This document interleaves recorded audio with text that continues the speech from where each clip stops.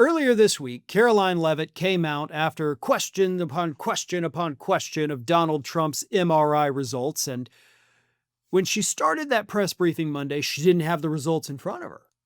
And then magically, without ever leaving the podium, they just appeared. From Captain Sean Barbarella, who, of course, is Donald Trump's personal physician, not the one who gave him the MRI. Okay, he's not the one who was involved in that, but Captain Barbarella decided to magically give Caroline Leavitt this report right as reporters were asking. Because at first she was like, I don't have it yet. And then she's like, oh, look at this. Boom.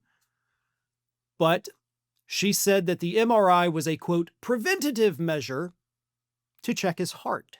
And everything was great to get the best heart in the world, right?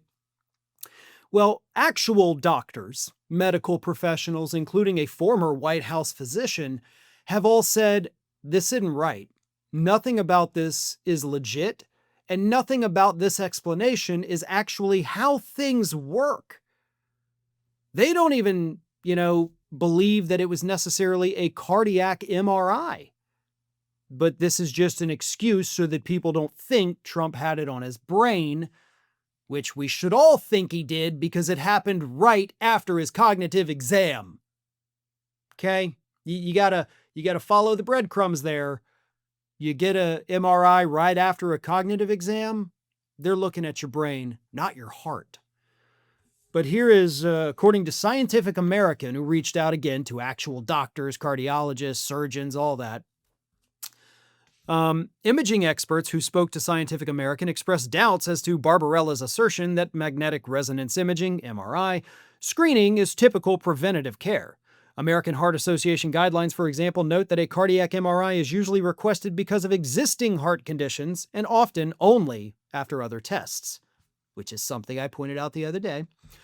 No, it is certainly not standard medical practice to perform screening MRIs of the heart and abdomen, says radiologist and MRI expert Thomas Quee of the University of Groningen in the Netherlands.